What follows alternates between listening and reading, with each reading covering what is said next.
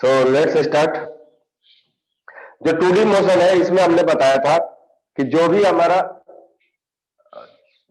Motion होगा, यहां पर जो पोजीशन को रिप्रेजेंट करने के लिए हमें कोई भी दो कोऑर्डिनेट्स की जरूरत होगी, तब जाकर के हम लोग इसको बोलेंगे 2D मोशन। ये हम लोगों ने जब मोशन पढ़ा था उसी समय डिस्कस कर लिया था डेफिनेशन ऑफ 2D मोशन। ठीक है, तो हमें 2D मोशन फाइंड आउट करने के लिए आपको दो कोऑर्डिनेट की जरूरत पड़ेगी, दैट इज वाई और x. Either y x, either x z, either y z, कुछ भी हो सकता है, पर कोई भी दो कोऑर्डिनेट हमें चाहिए, दैट्स इट। इसके बाद 2D मोशन में मैं आपको बता दूं कि मेनली 2D मोशन का जो स्पेशल केस है वो दो टाइप को हमें पढ़ना है। फर्स्ट है प्रोजेक्टाइल मोशन, और सेकेंड है सर्कुलर मोशन, है ना। ये हमें दो टाइप के स्पेशल केस ऑफ मोशन पढ़ना है 2D मोशन में। दोनों कंबाइंड पढ़ेंगे हम लोग एक साथ में, प्रोजेक्टाइल मोशन और सर्कुलर मोशन, जिसमें से आज हम लोग स्टार्ट करेंगे प्रोजेक्टाइल मोशन सबसे पहले, फिर वो खत्म होने के बाद सर्कुलर मोशन स्टार्ट कर देंगे। ठीक है, so let's start with projectile motion.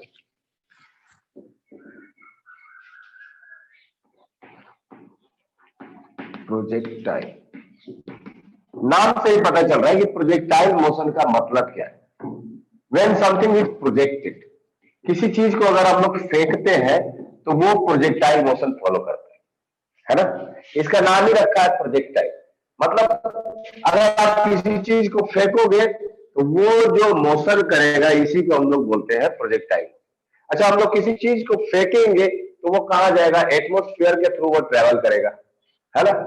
फिर एटमोस्फियर से ट्रेवल करके कहीं ना कहीं वो लैंड करेगा या किसी ना किसी चीज से टकरा करके वो वापस आ जाएगा। तो जब भी कोई मोशन एटमोस्फियर में होगा, इस तरह के मोशन को हम लोग बोलेंगे प्रोजेक्टाइल।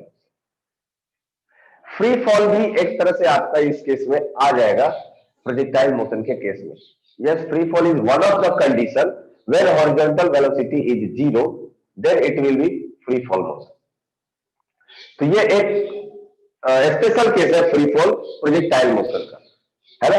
लेकिन क्या सारे मोशन जो एयर में हो रहे हैं या जो एटमोस्फियर में हो रहा है, क्या सारे के सारे प्रोजेक्टाइल मोशन है?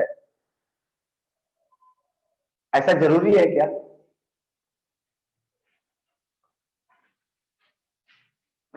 नो। फिर कोई ऐसा एग्जांपल बताइए जो मोशन एयर में हो रहा हो बट फिर भी वो प्रोजेक्टाइल मोशन नहीं है।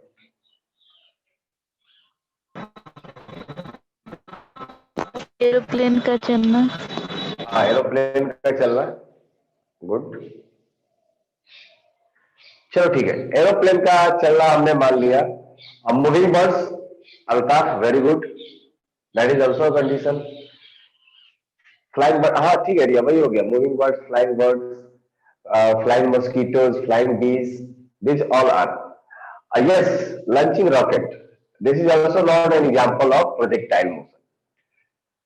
मतलब क्या हो गया कि देखो, अगर इन सारी चीजों में अगर आपने कॉमन देखोगे तो something is pushing that object. जैसे फ्लाइंग ऑब्जेक्ट की बात करें तो वो लोग अपने, वो जो फैन होता है, फैन से वो लोग अपने आप को पुश करते हैं। And then moving a bullet is a kind of projectile motion.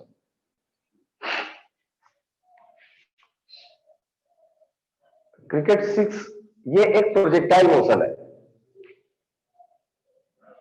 देखिए, अब इसमें आप लोगों को मुश्किल हो रहा है कि कैसे हम लोग डिफ्रेंशिएट करें। देखिए, डिफ्रेंशिएट करने का सिंपल वे इसका यही है, राइडिंग बाइक, अगर बाइक रोड पर चला रहे हो तो अच्छी बात है, और अगर बाइक लेकर के गड्ढे में चले गए तो वो प्रोजेक्टाइल मोशन होगा, है ना। रोड छोड़ करके अगर आप चला रहे हो बाइक को तो शायद प्रोजेक्टाइल मोशन होगा। देखिए, प्रोजेक्टाइल मोशन पहचानने का सबसे बेस्ट वे है, प्रोजेक्टाइल मोशन का पहले डेफिनेशन ले लेते हैं, उसके बाद समझ में आ जाए कि एक्चुअली हम लोग डिफ्रेंशिएट कैसे करेंगे। The motion of flight through the atmosphere, through the atmosphere without any propulsion is called projectile motion. Is called projectile motion.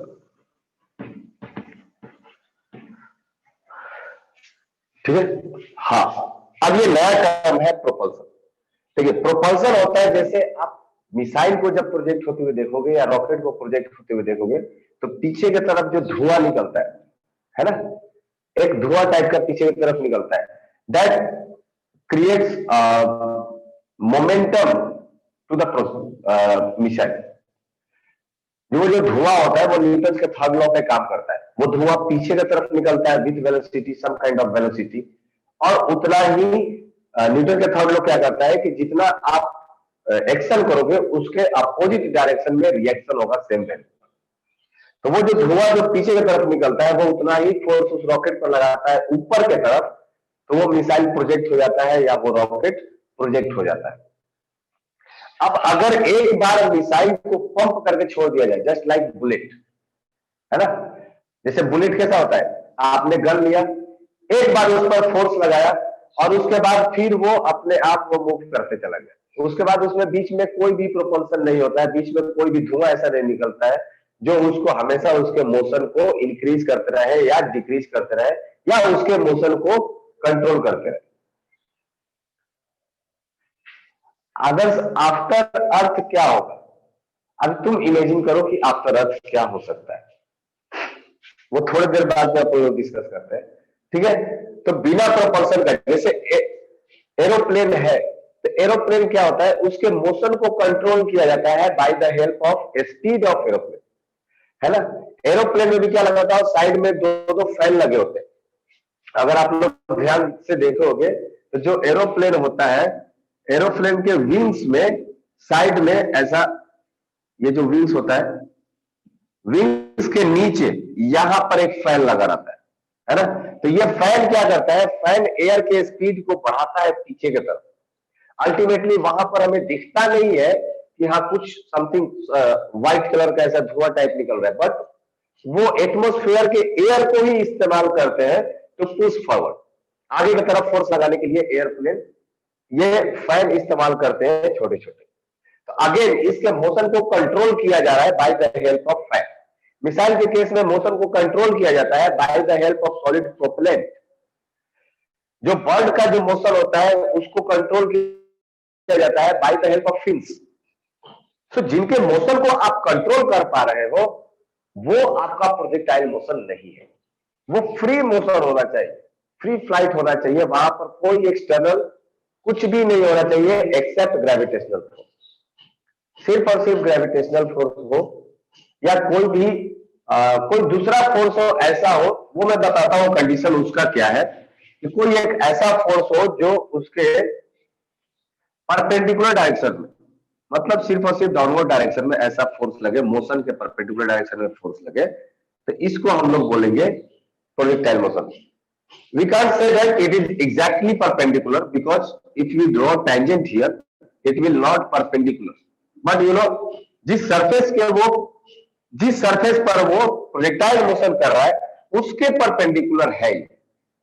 तो मैं जो परपेंडिकुलर बोल रहा हूं उसका मतलब यही है कि जिस सरफेस पर वो प्रोजेक्टाइल मोशन कर रहा है, जिस सरफेस पर वो प्रोजेक्ट किया गया है, वहां पर ये नहीं, hot air balloon is not a projectile motion. Flying kite भी नहीं होगा, नहीं, उनको भी कंट्रोल किया जाता है। फ्लाइंग काइट का डोर रहता है ना हमारे हाथों में, उसके मोशन को हम लोग कंट्रोल कर पाते हैं। और वन सेकंड ड्रोन नहीं होता है। आप लोग ड्रोन का कंसेप्ट शायद आप लोग नहीं जानते हो।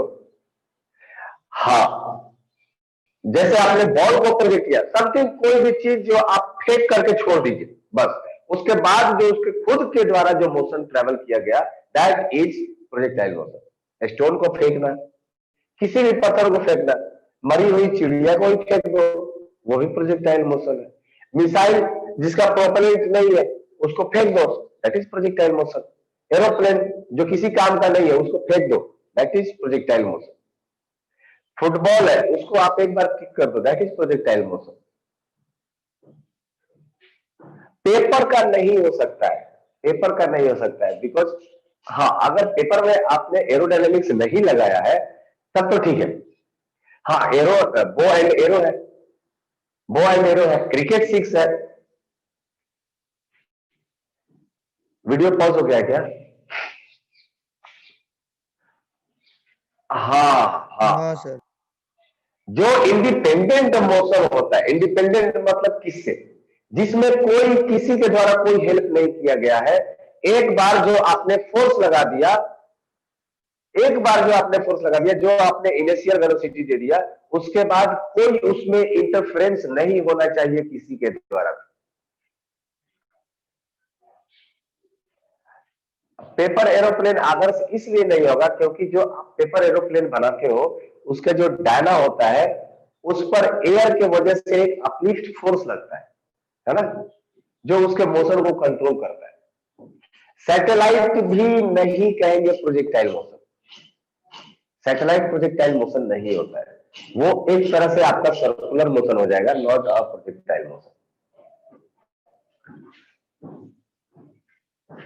वोल्केनो इरप्शन जो होता है, जो एक बार वोल्केनो बाहर निकल गया है ना, then after that it follows its own path, तो वो आप बोल सकते हो प्रोजेक्टाइल मोशन।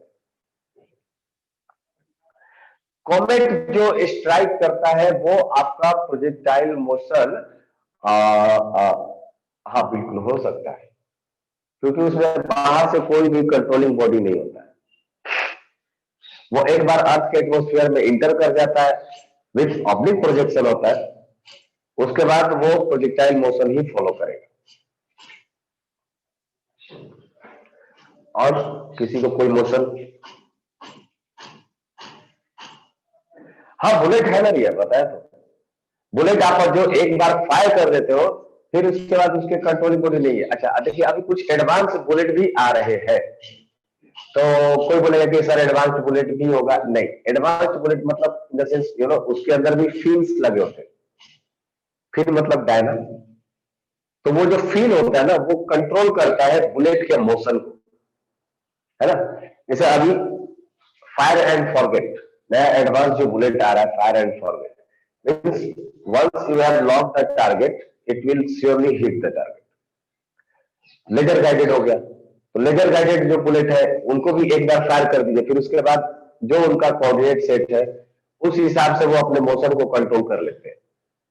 तो ये सब बुलेट उस कैटेगरी में नहीं आते हैं।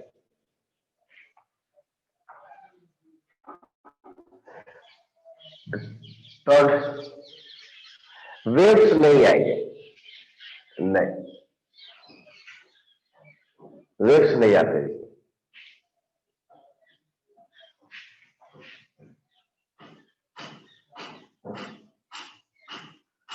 सिद्धांत टॉर्नेडो में जो चीज हवा में उड़ गया, जब तक वो टॉर्नेडो के साथ है तब तक तो प्रोजेक्टाइल मोशन नहीं है, बिकॉज टॉर्नेडो का फोर्स उसको ऊपर की तरफ लिफ्ट अप कर रहा है।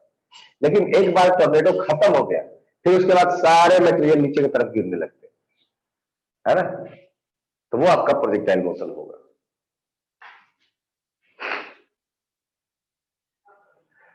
रिवर्स मैंने बताया तो बुलेट फ्रॉम गन होता है, पर ऑर्डिनरी बुलेट, है ना, नॉट ऑल द बुलेट्स।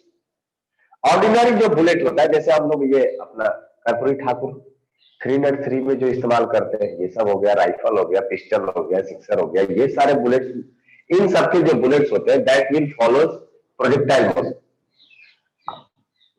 हाँ चलिए, जिनको भी डाउट हो रहा है उनको मैं बता दूं, ये अगर आपको डिफिनेशन क्लियर हो गया, इसके बाद कुछ एजम्पशंस है जहां पर अगर आपको नेग्लेक्ट करना होता है कि आप एयर रेजिस्टेंस को काउंट नहीं करेंगे।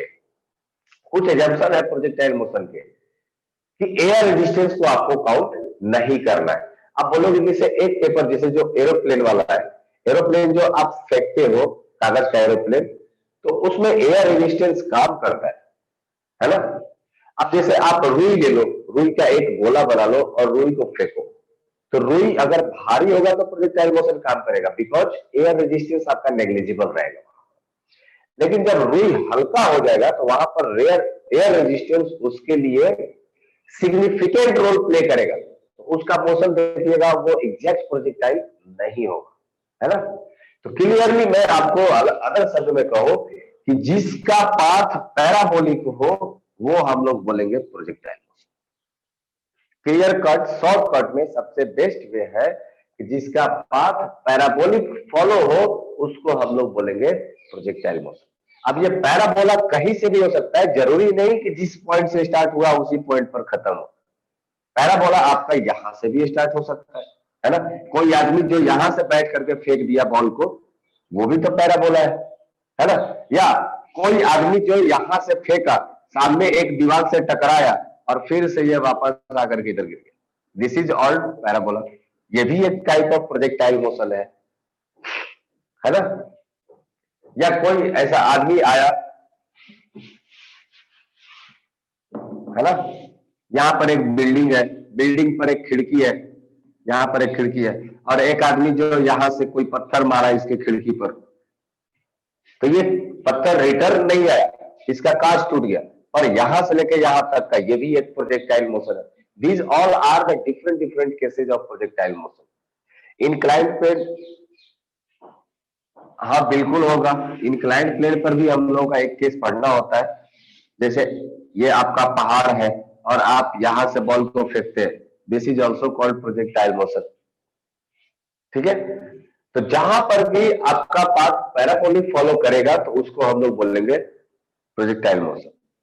क्वाड्रेंट ऑफ सर्कल एक प्रोजेक्टाइल मोशन नहीं है Anand, because that is not the parabolic path, that is the circular path, वो एक आर्क है। ओके, चलिए, आई होप कि आपको प्रोजेक्टाइल मोशन का क्लियर व्यू आया होगा कि प्रोजेक्टाइल मोशन किसको बोलेंगे किसको नहीं बोलेंगे। हालांकि ये क्वेश्चन आपसे नहीं पूछा जाएगा कि किसको बोलते हैं किसको नहीं बोलते हैं, आपको डायरेक्ट मोशन दिया जाएगा and you have to find out some parameters जिसके बारे में अपन लोग डिस्कस करेंगे, है ना। तो प्रोजेक्टाइल मोशन का कुछ एजम्पशंस है जिसको हम लोगों को जानना पड़ेगा। वो एजम्पशन क्या है, देखिए, वो ये है कि हम लोग को सबसे पहले नेग्लेक्ट करना है क्या, air resistance, neglect air resistance.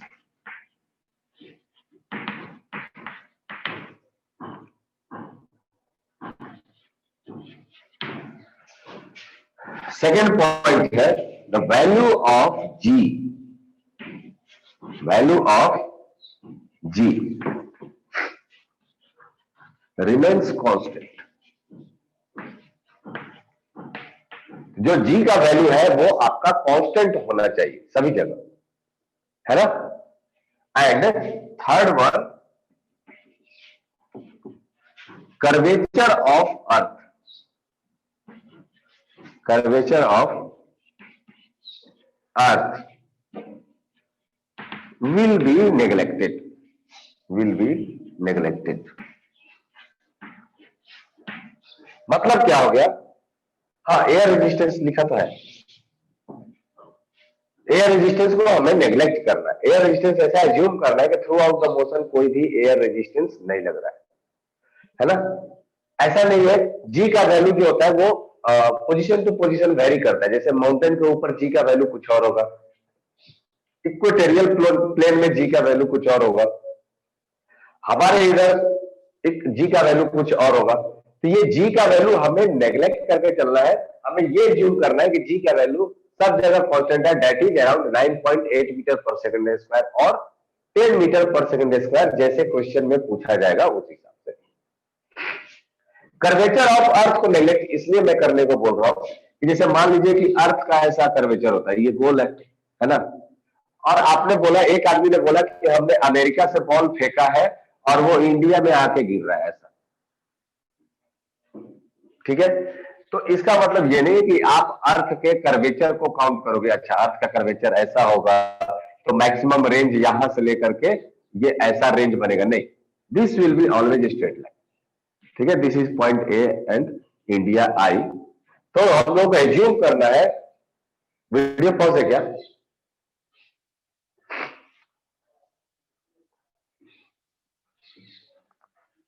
नहीं, अभिनव शायद आपका नेटवर्क प्रॉब्लम होगा।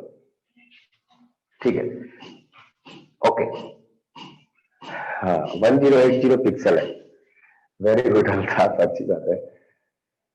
चलिए, तो मेरा कहने का मतलब यह है कि ये जो कर्वेचर है इसको आपको नेग्लेक्ट कर देना है और आपको एज्यूम कर लेना है कि जो हमारी अर्थ है वो फ्लैट है। शिवम बोलिए, आप कुछ बोलना चाह रहे हैं?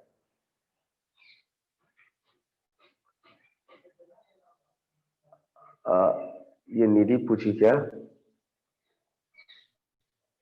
हाँ निधि, देखिए एक्चुअली कभी कभी देखिए किसी क्वेश्चन में 10 का वैल्यू दिया जाता है, किसी किसी में 9.8 का दिया जाता है। जनरली आपको जी का वैल्यू दे दिया जाएगा कि you have to assume g is equal to 10 metre per second square, okay. लेकिन आप ऑप्शन देख के समझ सकते हो कि यहाँ पर जी का वैल्यू 9.8 लेना है या 10 लेना है, otherwise heat and turn method, है ना। मोस्ट प्रोबेबली जो आपके मेन एग्जाम होंगे वहां पर जी का वैल्यू आपको मेंशन कर दिया जाएगा कि जी का वैल्यू आप 10 लीजिए या 9.8 लीजिए, है ना। डेटा के हिसाब से भी आप चेक कर सकते हो, अगर 10 से डिविजिबल है तो जी का वैल्यू 10 ले लीजिए। ऐसा कोई फिक्स रूल नहीं है कि हमें कब जी का वैल्यू 10 लेना है, कब जी का 9.8 लेना है, ऐसा कोई फिक्स रूल नहीं है, अभी तक तो नहीं पता है। ओके, सो आई होप ये एग्जाम्पशन आपको क्लियर होंगे। आगे बढ़ते हैं।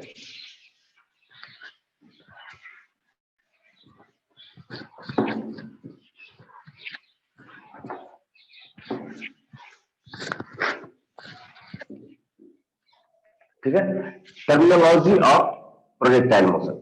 टर्मिनोलॉजी क्या होगा?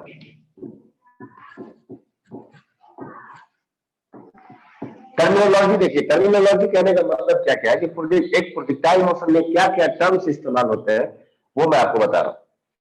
अगर ये मान लीजिए आपका एक सरफेस है और आपने कोई एक ऑब्जेक्ट प्रोजेक्ट किया, है ना, और ये पैराबोला पाथ फॉलो कर रहा है, ऐसा पैराबोलिक पाथ फॉलो कर रहा है। तो अगर मैं बोलूं, सबसे पहले स्टार्ट करते हैं इसके इनिशियल वेलोसिटी से। इस पॉइंट पर इसका वेलोसिटी क्या होगा? That will be the tangent to the trajectory. This will be called as your initial velocity. And remember, this is your x axis, है ना। We are considering y x plane, तो हम लोग y x plane को consider करते हैं, ये हमारा एक्स एक्सिस होगा और ये हम लोग मान लेते हैं this will be your y axis. That means height will be in y-axis and horizontal range will be along x-axis. इस पॉइंट पर जो हमने ऑब्जेक्ट को प्रोजेक्ट किया, इसका इनिशियल वेलोसिटी हमने एज्यूम कर लिया कि वो है u. It will make some angle theta with x-axis, और अगर y-axis के साथ बात करें तो ये हो जाएगा 90 माइनस थीटा। तो थीटा आपको किसी भी एक्सिस के साथ दे सकता है। फिर से डाउट आया है, video is freeze. Video freeze है? नहीं सर, नहीं है, क्लियर है, ठीक है।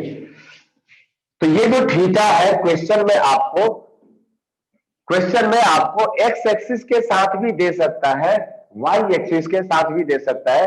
ये आपको ध्यान रखना होगा हमेशा, ये थीटा का वैल्यू जो आपको एंगल ऑफ प्रोजेक्शन है, इस थीटा को हम लोग बोलते हैं, यहां पर मैं नीचे लिखते जा रहा हूं, इस थीटा को हम लोग बोलते हैं एंगल ऑफ प्रोजेक्शन। इस तरह के टर्म्स आपको इस्तेमाल किए जाएंगे क्वेश्चन में, तो आपको समझ में आना चाहिए कि what does this mean, angle of projection.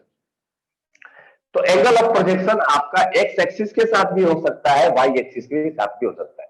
तो याद करिएगा, मैं जो भी यहां पर डेरिवेशन, जो भी फॉर्मूला लिखने वाला हूं, ये सारे के सारे थीटा का वैल्यू मैं x axis, positive x axis के साथ कंसीडर कर रहा हूं। Remember this point, very very important. Otherwise लोग गलती यही कर लेते हैं, एंगल ऑफ प्रोजेक्शन दिया है तो डाल दो वैल्यू जो भी फॉर्मूला में दिया हुआ है। नहीं, आपको चेक करना चाहिए कि एंगल ऑफ प्रोजेक्शन एक्चुअली में किसके साथ, किस एक्सिस के साथ दिया गया है। Horizontal axis that is x axis और वर्टिकल एक्सिस वाई एक्सिस। तो क्वेश्चन में आपको एक्स एक्सिस नहीं बोलेंगे, क्वेश्चन में आपको पूछेंगे कि the angle of projection with horizontal axis, and उसका वर्टिकल एक्सिस के साथ भी ले सकते हैं, करस्पॉन्डिंग आपका जो फॉर्मूला है वो बदल जाएगा। सर हाँ सर वो तो हमारे assumption पे डिपेंड है कि हम हॉरिजॉन्टल किसको ले रहे हैं, एक्स को कि वाई को। हाँ नॉर्मली जो हमारा प्रोजेक्शन होता है वहां पर अर्थ सरफेस ही हम लोग कंसीडर करते हैं, ठीक है। और अगर दूसरा कोई प्लेन होगा तो वो आपको बता दिया जाएगा, डिफाइन कर दिया जाएगा। उस पर भी हम लोग आते हैं कि बेसिकली अब प्रोजेक्टाइल मोशन कितने टाइप के होते हैं। दो तरह का प्रोजेक्शन होगा, एक होगा ऑब्लिक प्रोजेक्शन और दूसरा होगा प्रोजेक्शन ऑन इंक्लाइंड प्लेन। तो अगर इस तरह का कुछ केसेस बनता है तो वो आपको बता दिया जाएगा। जनरली 100 में से 90% केसेस ऐसे होंगे जहां पर प्रोजेक्शन अर्थ सरफेस के ऊपर किया जाएगा, तो अर्थ सरफेस को हम लोग हॉरिजॉन्टल ही मान लेते हैं और ये परपेंडिकुलर होगा, है ना। प्रॉब्लम इससे नहीं है कि आप साइन थीटा जो भी वैल्यू आएगा थीटा का, जो भी फॉर्मूला में वैल्यू आएगा, आप उसमें हमने जो डेरिवेशन किया है ये थीटा के लिए किया। अगर आपको वर्टिकल एक्सिस के साथ लेना होगा तो जो फॉर्मूला आएगा उसमें 90 माइनस थीटा पुट कर देना थीटा की जगह पर, तो आपका करस्पॉन्डिंग उसका भी फॉर्मूला आ जाएगा। लेकिन क्यों करना है, ऑलरेडी आप पढ़ते पढ़ते आपको इतने सारे फॉर्मूला मिल जाएंगे कि आप फिर ये सब भूल जाओ। मैं आप लोगों को छोटा छोटा पॉइंट भी मैं आप लोगों को अलग से नहीं लिखवाता, क्योंकि ये पॉइंट भूल ही जाता है, अल्टीमेटली भूल जाते हैं। याद क्या रहता है, आपका कंसेप्ट, डेरिवेशन। ये अगर आपको याद रह गया तो आप जिंदगी में फिजिक्स नहीं भूलोगे कभी भी, है ना। चलिए तो आते हैं, आपको मेनली आपको ध्यान क्या रखना है कि ये जो एंगल ऑफ प्रोजेक्शन है that is with the x axis होगा। इनिशियल वेलोसिटी आपका यू दिया गया है ना। प्रॉब्लम सॉल्व करने का प्रोजेक्टाइल मोशन का जो बेस्ट वे होता है उसका यही है कि इसका जो मोशन है इसको दो स्ट्रेट लाइन मोशन में तोड़ दीजिए, दो 1D मोशन में तोड़ दीजिए इसको, बिकॉज 1D मोशन सॉल्व करना आसान है देन ऑफ 2D मोशन। तो 2D मोशन का हम लोग स्टडी ही ऐसे करेंगे जहां पर एक मोशन अलोंग हॉरिजॉन्टल होगा और एक मोशन अलोंग वर्टिकल होगा। ये दो स्ट्रेट लाइन मोशन होते हैं, है ना। ये दो मोशन को हम लोग बोल देते हैं, लेट सपोज दैट कि किसी भी टाइम पर इसके मोशन का वेलोसिटी v है, तो ये हो जाएगा x डायरेक्शन में इसका वेलोसिटी vx और y डायरेक्शन में इसका वेलोसिटी vy। मैंने यहां पर u लिया है, यहां पर v लिया है, because this initial velocity u, इसका जो मैग्नीट्यूड है ये through out the path constant नहीं होगा, हर एक पाथ पर ये u का वैल्यू आपका बदलते जाएगा, है ना। तो मैं किसी भी पॉइंट पर एज्यूम कर लिया कि इसका वेलोसिटी v होगा, इसका एक हॉरिजॉन्टल कंपोनेंट होगा vx और एक वर्टिकल कंपोनेंट होगा vy। यस, अच्छा सर नहीं समझ में आया एक बार और सर। देखिए ये जो प्रोजेक्टाइल मोशन है, हाँ फिर से मैं रिपीट करता हूं, ये जो प्रोजेक्टाइल मोशन है, जो इसका इनिशियल वेलोसिटी u है, ऐसा नहीं है कि हर एक पॉइंट पर इसका वेलोसिटी u ही होगा, नहीं, हर एक पॉइंट पर इसका u होगा, नहीं, ऐसा पॉसिबल नहीं है। हर एक पॉइंट पर इसका वेलोसिटी का मैग्नीट्यूड बदलते जाएगा, है ना। इनिशियल वेलोसिटी कांस्टेंट नहीं रहने वाला है। तो हमने क्या किया है, एज्यूम किया कि मान लीजिए किसी भी पॉइंट पर इसका वेलोसिटी v है ना। तो इस वेलोसिटी का दो कंपोनेंट हम लोग कंसीडर करेंगे, एक कंपोनेंट जिसको हम लोग बोलेंगे vx और एक कंपोनेंट जिसको हम लोग बोलेंगे vy। क्या ये क्लियर हुआ अभी?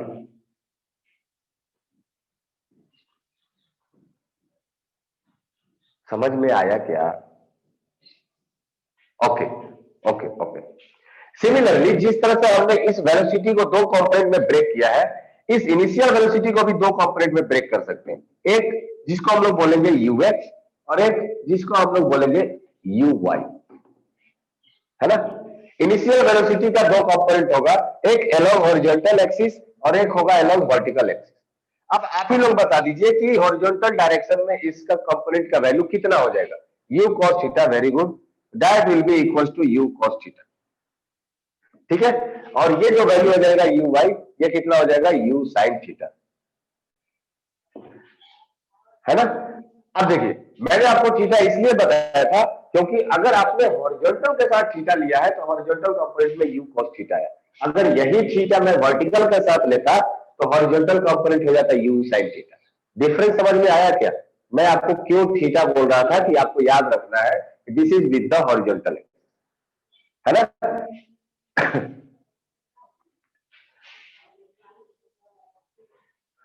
डिस्कस करते हैं ना, थोड़ा देर में पता चल जाएगा कि कौन सा कांस्टेंट होता है कौन सा कांस्टेंट नहीं होता है, वो अभी अपने को पता चल जाएगा। सर कब कब करेंगे कि कैसे पता चलेगा? क्या वेलोसिटी वाला मतलब कांस्टेंट है या नहीं, या चेंज हो रहा है, क्या मतलब? सर वेलोसिटी चेंज वाला क्या? चेंज हाँ हाँ, अभी थोड़ा बस समय दो, 1 मिनट बता देता हूँ। Okay sir. देखो अभी वही डिस्कस करते हैं। ये जो हॉरिजॉन्टल वेलोसिटी है u cos theta, 90 minus theta, समझा नहीं अल्ताफ, 1 मिनट। 90 माइनस थीटा भी लेंगे फिर भी हॉरिजॉन्टल वेलोसिटी cos थीटा ही आएगा। नहीं नहीं, 90 माइनस थीटा लेंगे इसको तब ना, अगर मैं बोलता हूं कि ये वाला वैल्यू थीटा है, ये थीटा है, तो बताओ कि ये cos थीटा कैसे आएगा? Altaf for you.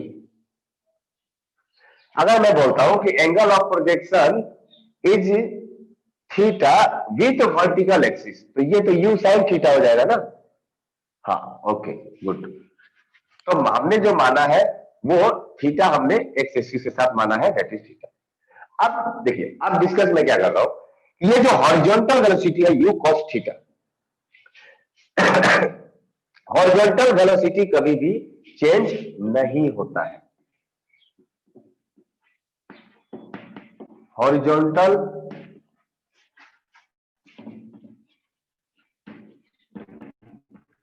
velocity remains constant in oblique projection। याद रखिएगा ये स्पेशल केस है, ऑब्लिक प्रोजेक्शन, ये सिर्फ इसके लिए ही वैलिड है। जो भी आपका ऑब्लिक प्रोजेक्शन का प्रोजेक्टाइल होगा, इस केस में आपका हॉरिजॉन्टल वेलोसिटी कांस्टेंट होगा। ये क्यों कांस्टेंट होगा, अब इसके पीछे का कंसेप्ट समझिए। देखिए, जो हमारा एक्सेलरेशन ड्यू टू ग्रेविटी है वो किधर है? डाउनवर्ड डायरेक्शन में है। या कह सकते हैं कि जो फोर्स लग रहे हैं mg वो किधर है? डाउनवर्ड डायरेक्शन में है, करेक्ट। और ये जो वेलोसिटी है ये किधर है? हॉरिजॉन्टल डायरेक्शन में। इसका मतलब जो हमारा जी mg फोर्स जो लग रहा है वो किधर लग रहा है? परपेंडिकुलर डायरेक्शन में लग रहा है। तो क्या परपेंडिकुलर डायरेक्शन में लगने वाले फोर्स का इफेक्ट हॉरिजॉन्टल डायरेक्शन में आ सकता है क्या? क्या इस फोर्स का कोई कंपोनेंट एक्स हॉरिजॉन्टल डायरेक्शन में आ सकता है क्या? नहीं। मोशन चेंज कब होगा? जब उस पर कोई ना कोई नेट फोर्स लगेगा। क्या हॉरिजॉन्टल डायरेक्शन में कोई नेट फोर्स लग रहा है क्या? No sir. नहीं लग रहा है, नहीं लग रहा है। तो हॉरिजॉन्टल डायरेक्शन में जब कोई फोर्स ही नहीं लगेगा तो न्यूटन के फर्स्ट लॉ क्या करता है? A body will maintain its state of motion unless and until external force applied on it. मतलब एक बॉडी जिस स्पीड से चल रहा है, जिस वेलोसिटी से चल रहा है, वो उसका वेलोसिटी कांस्टेंट रहेगा जब तक कि उसके ऊपर कोई भी फोर्स नहीं लगता है। मतलब कि इसका हॉरिजॉन्टल डायरेक्शन में कोई भी फोर्स नहीं लग रहा है इस मोशन में, इसका हॉरिजॉन्टल कंपोनेंट हमेशा क्या रहेगा? कांस्टेंट रहेगा। And that will be always equals to u cos theta if theta is taken with horizontal. Siddhant, मैं स्पॉटलाइट करना चाहता हूं बट मुझमें ये ऑप्शन ही नहीं आता है। बार बार चेंज हो जा रहा है सर। हाँ आ गया, आ गया। Okay thank you. ओके, क्या ये पॉइंट क्लियर हो गया? जो आपका हॉरिजॉन्टल वेलोसिटी है ये हमेशा कांस्टेंट रहेगा through out the projectile motion, because इसमें हाँ हाँ हाँ हाँ अनंत, वेरी गुड। तो जो आपका हॉरिजॉन्टल वेलोसिटी है ये आपका चेंज नहीं होता है बिकॉज एक्स डायरेक्शन में, हॉरिजॉन्टल डायरेक्शन में कोई भी एक्सटर्नल फोर्स नहीं लग रहा होता है। तो चेंज क्या होगा? चेंज होगा आपका वाई एक्सिस का वेलोसिटी, वी वाई चेंज हो जाएगा। और ये वी वाई कैसे चेंज हो जाएगा, वी वाई कैसे चेंज होगा, क्योंकि हमने मोशन को दो 1D मोशन में कन्वर्ट किया है। कौन सा, एक हॉरिजॉन्टल और एक वर्टिकल। इसका मतलब कि जो 1D मोशन में हम लोगों ने जो 3 इक्वेशन पढ़े थे वो तीनों इक्वेशन वैलिड है इस केस में। क्यों वैलिड है, क्योंकि acceleration due to gravity is constant. G को हमने पहले ही एजम्पशन में क्या मान लिया है कि जी हमारा कांस्टेंट होने वाला है। तो जब हमारा एक्सेलरेशन कांस्टेंट होगा तो हम लोग वो तीनों फॉर्मूला इस्तेमाल कर सकते हैं, v is equal to u plus at, x is equal to ut plus half gt square and v square is equal to u square plus 2gs। That means कि अगर हमारे पास इनिशियल वेलोसिटी दिया गया है u sin थीटा और किसी भी time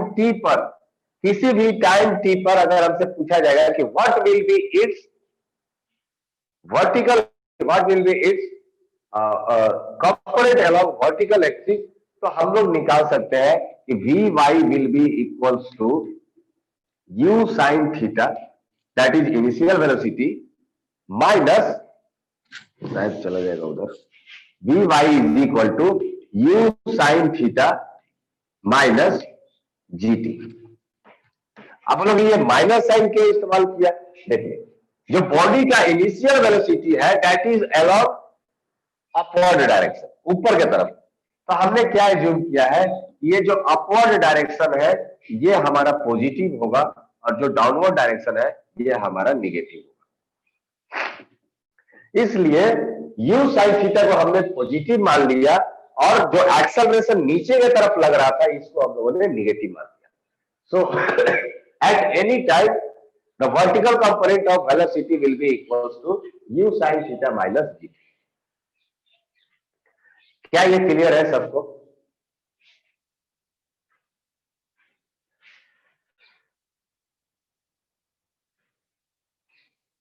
GT कहां से आया, देखिए जी है एक्सेलरेशन, ये आ गया formula v is equal to u plus at से। ये हम लोगों ने 1D मोशन में ही पढ़ लिया था, v is equal to u plus at. तो वहां पर हमने एक्सेलरेशन की जगह जी पुट कर दिया है, टाइम तो हमारा है। ओके चलिए, अब vx is equal to u cos theta, क्योंकि ये देखो हॉरिजॉन्टल कंपोनेंट तो चेंज हो नहीं रहा है, तो जो हमारा इनिशियल वेलोसिटी था अलोंग हॉरिजॉन्टल डायरेक्शन वो through out the projectile same रहेगा, चाहे किसी भी पॉइंट पर ले लो। यहां पर भी अगर हम पूछे कि बताओ vx कितना होगा तो ये हो जाएगा u cos थीटा, यहां पर भी पूछे तो कितना हो जाएगा, हर एक पॉइंट पर हॉरिजॉन्टल कंपोनेंट हो जाएगा u cos थीटा। तो ये थ्रू आउट द प्रोजेक्टाइल ये कहीं पर भी चेंज नहीं होने वाला है, horizontal component remains constant. Clear है सबको? ना अगर यह पॉइंट क्लियर है तो बताइए what will be the magnitude of v। हमने तो निकाल लिया है x कंपोनेंट, हमने निकाल लिया है y कंपोनेंट, तो बताइए कि v का वैल्यू कैसे निकालें, v का वैल्यू कितना होगा? vx plus vy। नहीं sir root under u square plus g square t square Yes. Minus gt sine theta. Yes yes yes very good. आपने जो बताया vx प्लस vy, अगर मैं पूछता कि what will be the v vector तो वो हम लोग बोल देते vx vector plus vy vector, क्योंकि इन दोनों का रिजल्टेंट जो आएगा वो हो जाएगा वेलोसिटी वेक्टर, करेक्ट। लेकिन अगर मैं बोलूं कि what will be the magnitude of v vector, तो मैग्नीट्यूड हम लोग कैसे निकालेंगे, under root of magnitude of vx square plus vy square, ठीक है ना। अब हमें पता है कि vx और vy का वैल्यू क्या है, तो जस्ट इसका वैल्यू पुट कर दीजिए। हम लोग लिख सकते हैं v is equal to under root of u cos theta का स्क्वायर, u cos थीटा का square plus u sin theta minus gt का होल स्क्वायर, माइनस gt का होल स्क्वायर।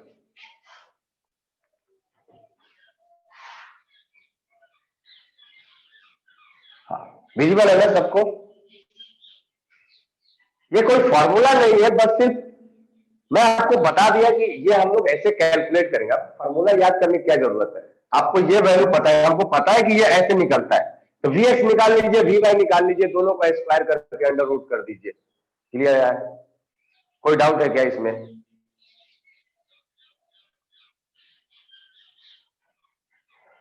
सबको क्लियर है क्या?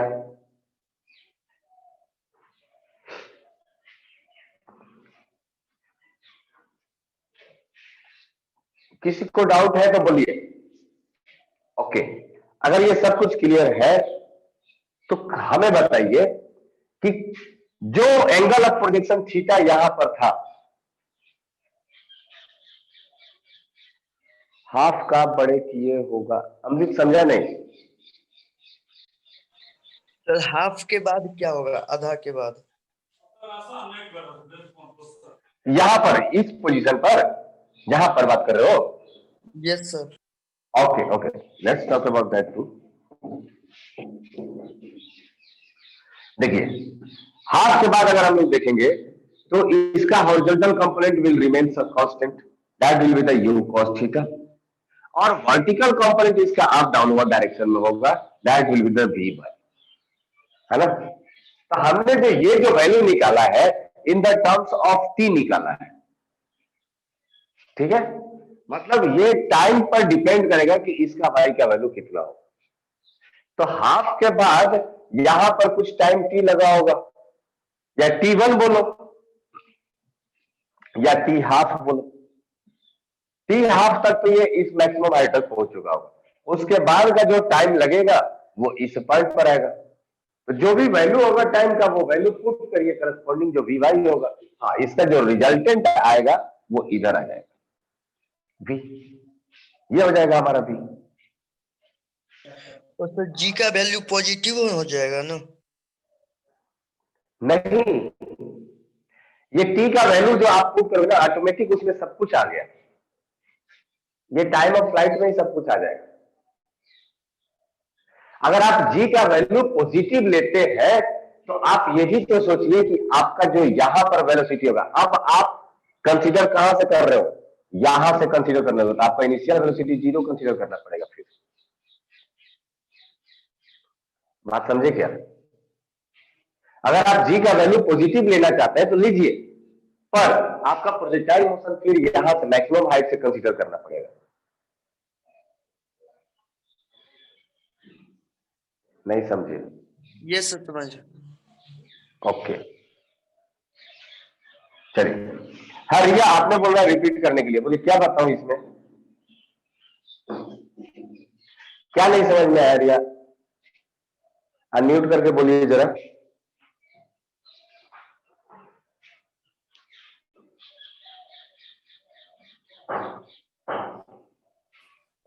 u sine theta minus GT वाला। हाँ आनंद, एक एग्जांपल कराएंगे, अभी कुछ और भी इंपॉर्टेंट टर्म है इसमें, एग्जांपल मैं कुछ करा नहीं पाऊंगा। ये वाला टर्म देखिए, जो y कंपोनेंट है वेलोसिटी का, ये चेंज होते जाएगा since it is a straight line motion. y component में देखिए जो वेलोसिटी है वो स्ट्रेट लाइन मोशन को फॉलो कर रहा है, 1D मोशन है वो, तो वहां पर हम लोग फॉर्मूला लगा देंगे v is equal to u plus a t वाला। इनिशियल वेलोसिटी y कंपोनेंट है u sin थीटा, एक्सेलरेशन लग रहा है डाउनवर्ड डायरेक्शन में, इसलिए नेगेटिव साइन ले लिया g, और टाइम t हो गया, तो ये हो गया vy is equal to u sin theta minus gt। ठीक है? अच्छा, अगर यहां तक क्लियर है तो हमें बताइए कि जो हमारा इनिशियल एंगल था, एंगल ऑफ प्रोजेक्शन थीटा, क्या किसी भी टाइम पर ये वेलोसिटी ये भी थीटा ही बनाएगा? नहीं बनाएगा। Okay, yes, very good. तो जब ये थीटा नहीं बनाएगा तो हम लोग इसका एंगल भी फाइंड आउट कर सकते हैं ना, कि किसी भी टाइम पर जो इसका वेलोसिटी है v, ये हॉरिजॉन्टल के साथ कितना एंगल बनाएगा? Yes Altaf, good, very good. ये हम लोग अल्फा का वैल्यू निकाल सकते हैं, और ये tan alpha is equal to, अगर हम लोग लिखे tan अल्फा, हम लोग क्या लिख सकते हैं? मान लीजिए कि एक यहां पर हम लोग आर्बिट्ररी एक कोई भी ट्रायंगल बना लेते हैं परपेंडिकुलर, तो ये क्या हो जाएगा? vy, और ये क्या हो जाएगा? vx। तो हम लोग लिख सकते हैं ना tan alpha is equal to opposite upon base. तो ये क्या हो जाएगा v y upon v x, है ना। जस्ट अ मिनट,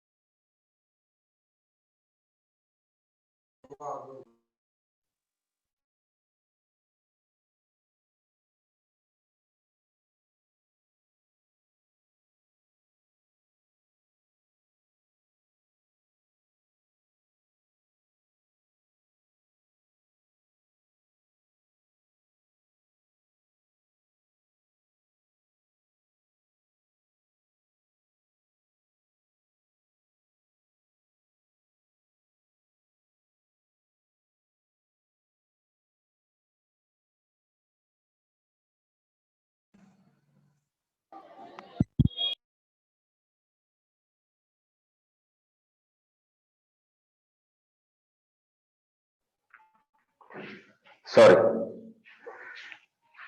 हाँ ठीक है, तो अगर हम लोग ये समझ गए हैं तो एक पर इस पर एक एग्जांपल करते हैं। इसको रफ करो क्या,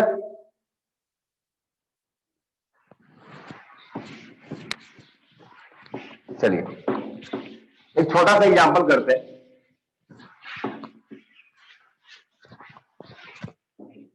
देखिए ये एक प्रोजेक्टाइल मोशन है और ये जो वेलोसिटी है that will be consider as 20 metre per second. ये है angle, let suppose theta is equal to 60 degree, है ना। This is your y axis, this is your x axis. तो आपको फाइंड आउट करना है first horizontal velocity, horizontal velocity, second vertical velocity, third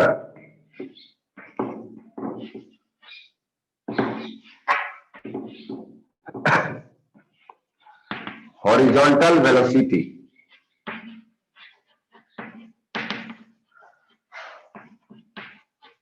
just before striking the ground,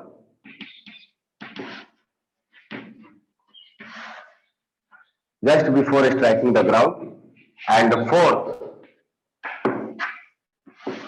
velocity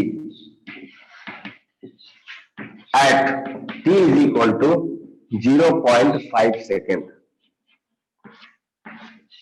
0.5 second. ये 4 question है, जल्दी जल्दी बताइए, बहुत ही छोटा छोटा क्वेश्चन है।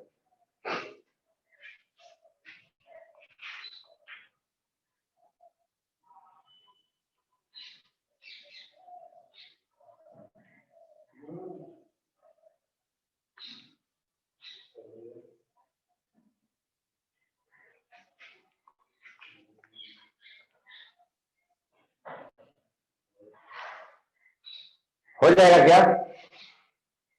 Yes sir. ओके, 2 का आंसर आया है 10√3। Okay great. फर्स्ट का सर 10, सेकेंड का 10√3, थर्ड का 10, फोर्थ बना रहे हैं। ओके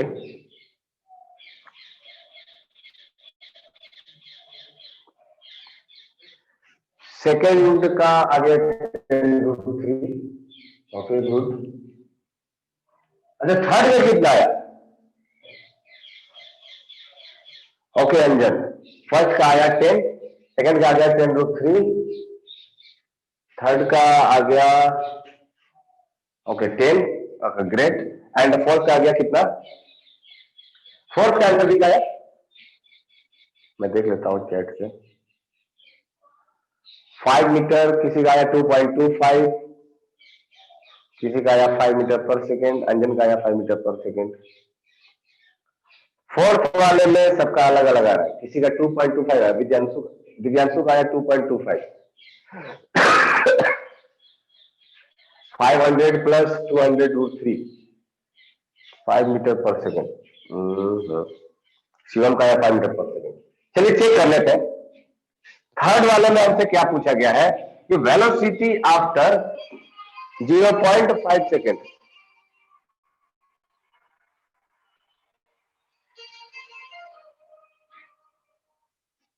चलिए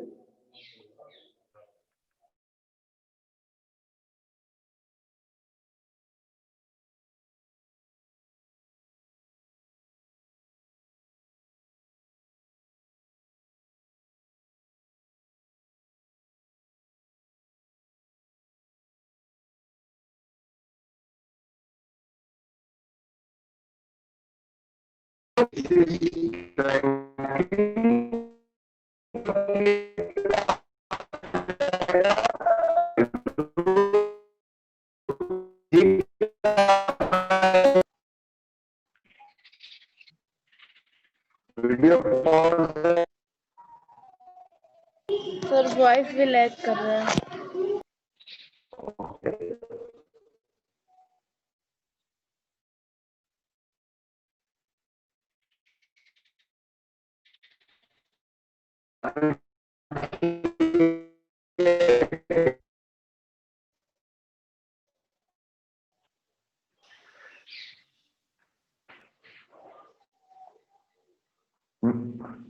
वीडियो ठीक हो जाएगी।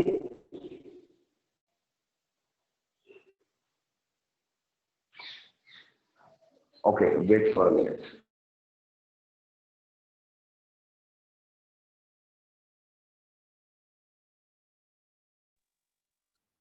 वीडियो पॉज है।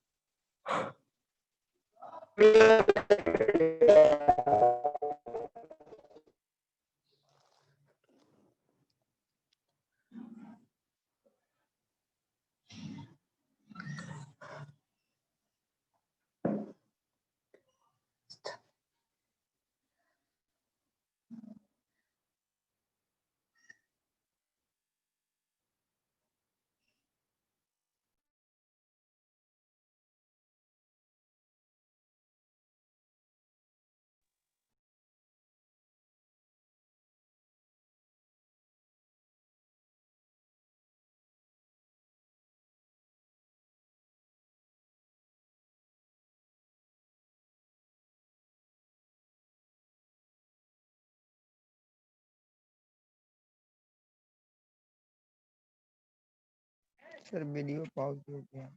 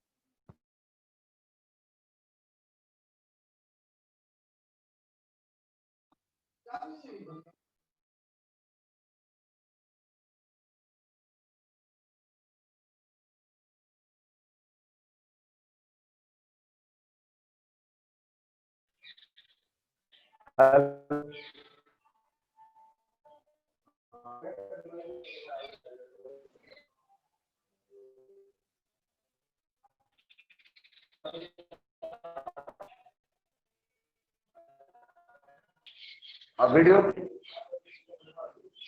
वीडियो क्लियर है क्या?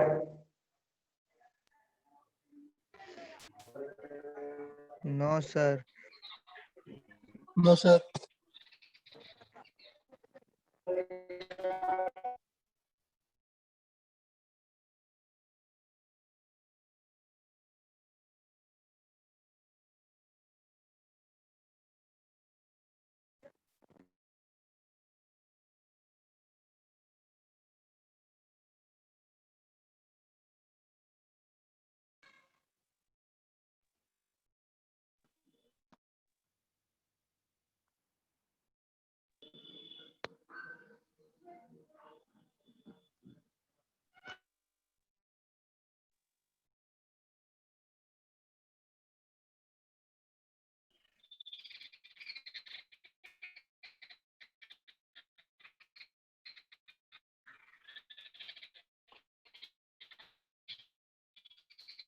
नेटवर्क का इशू आ रहा है।